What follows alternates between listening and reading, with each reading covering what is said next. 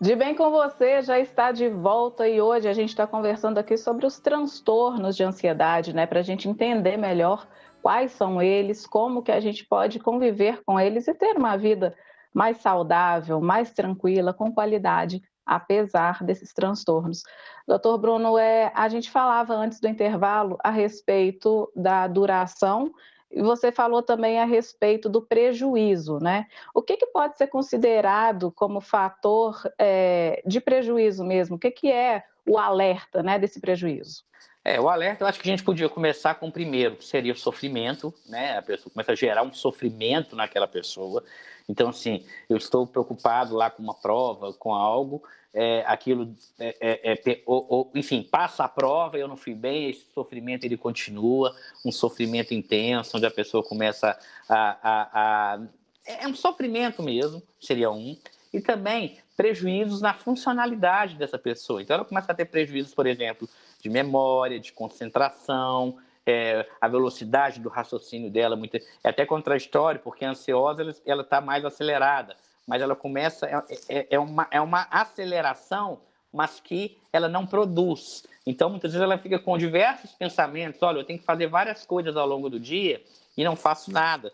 O que a gente fala é que o paciente fica muitas vezes assim, hiperbólico, com muita vontade, muito excitado, vamos dizer assim, mas hipopragmático. Ele não consegue direcionar aquela energia dele para resolver os problemas que estão na ansiedade dele. Então o paciente fala, nossa, eu tenho 10 tipos de problema. Ele passa o dia pensando nesses problemas e não consegue resolver. Então esse é um dos problemas, a questão da produtividade. Por outro lado, ele começa a ter prejuízos nas relações sociais, relações de casa, relações conjugais, relações com os amigos, porque um dos sintomas da ansiedade, a gente pode falar isso depois, é a agressividade também. O paciente às vezes começa a ficar agressivo, irritado, nervoso. Então, assim, é um prejuízo em todas as áreas da vida desse paciente. Um prejuízo na vida pessoal dele, né, como eu disse, nos relacionamentos pessoais, relacionamentos amorosos. Ele começa a ter um prejuízo no trabalho, a produtividade dele cai, né? Então, imagina, você está aí preocupada com o tanto de matéria que você tem que fazer, você está preocupada que amanhã você tem outra entrevista, que semana que vem você tem outra e mês que vem você tem outra, que você não consegue fazer a de hoje, você está preocupada na do mês que vem. Então, ou seja, o paciente está sempre vivendo lá na frente e isso está prejudicando o presente dele. Então, para resumir, eu resumiria assim, é um prejuízo em todas as áreas da vida desse sujeito, né? Uhum. Brigas conjugais, ao ponto às vezes, até de separação, enfim. O paciente ele acaba contagiando ali, ou contaminando, não sei se seria uma palavra adequada, mas ele acaba passando aquela energia dele ali para quem está ao redor, para o ambiente. Então ele tem uma queda na produtividade dele e ele tem também um impacto nas relações sociais. E por fim, que eu já ia esquecendo, ele tem um prejuízo também na sua saúde física, tá?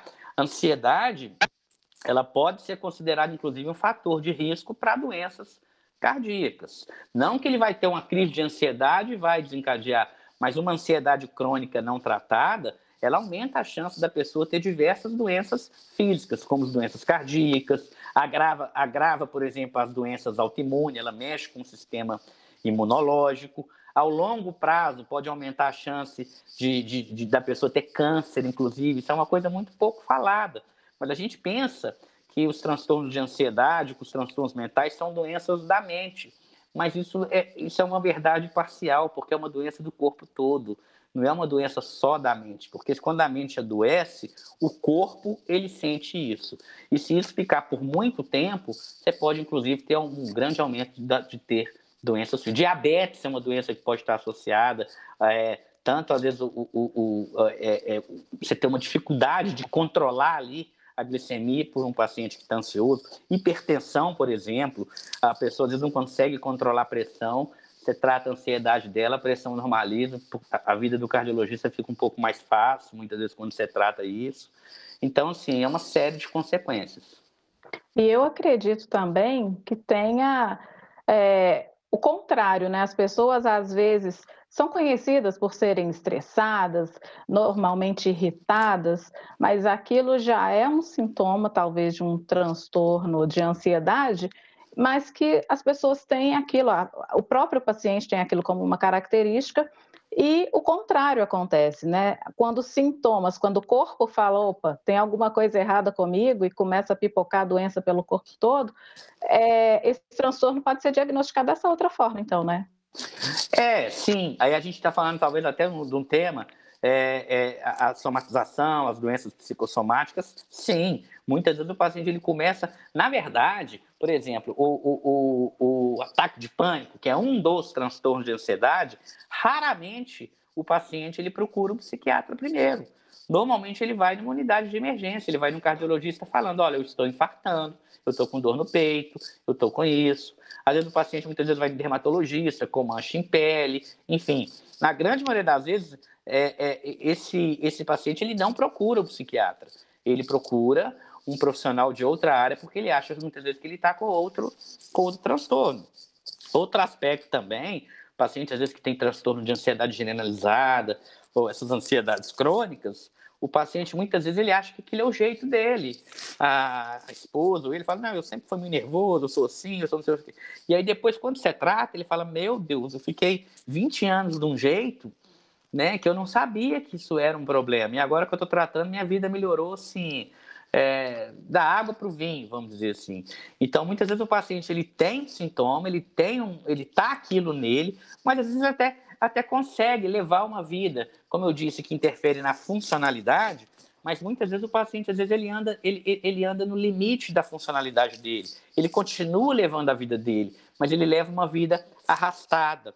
Isso é interessante, porque muitas vezes os transtornos muito graves, às vezes, eu não sei se eu poderia dizer que é melhor, mas por ser tão grave, o paciente procura uma ajuda e recebe um tratamento e tudo bem. Agora, os quadros mais leves, muitas vezes o paciente tem aqueles prejuízos que eu te falei, ele tem um prejuízo social, ou seja, ele é uma pessoa mais nervosa em casa, briga muito com a esposa e tal, no trabalho ele é aquela pessoa mais de mau humor e tudo mais, mas ele consegue levando o casamento dele assim, ele consegue levando o trabalho, então ele vai empurrando aquilo ali ao longo de anos, porque a gravidade não está numa gravidade muito alta, então ele fica meio que no limite, ele tem um prejuízo, mas mesmo com esse prejuízo ele vai empurrando.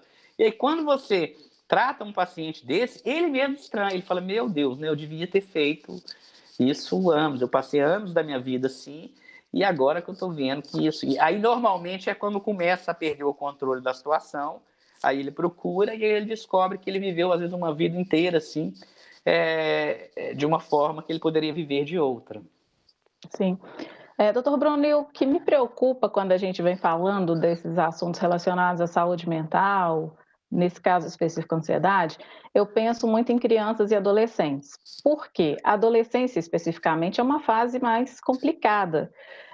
E será que, assim, às vezes, por desconhecimento, os pais não acabam negligenciando, às vezes, uma característica que o filho já vem apresentando, acha que está vinculado àquela fase da vida? E no caso da criança também, eu queria saber, já é possível, ainda na infância, perceber que aquela criança tem características de ansiedade que a gente pode procurar, sei lá, um psicólogo e tentar tratar isso antes que a situação se agrave no futuro? Eu acho que sim, né? Como tudo na medicina, o quanto antes você tratar, melhor vai ser. Então, é possível, sim, você fazer esse diagnóstico, você fazer um diagnóstico na infância e tratar. Só que o período da infância, o diagnóstico, às vezes, ele é um pouco diferente, né? Assim, as manifestações, muitas vezes, elas são atípicas. Então, assim, é muito comum ser uma criança, às vezes, com algum problema de sono, uma criança que é muito irritada, ela começa a ter problema na escola, de concentração, de agitação, de inquietação, e você precisa fazer uma intervenção, você tem sim um resultado. Se você deixar isso, provavelmente essa ansiedade ela vai continuar e muitas vezes ela vai até agravar.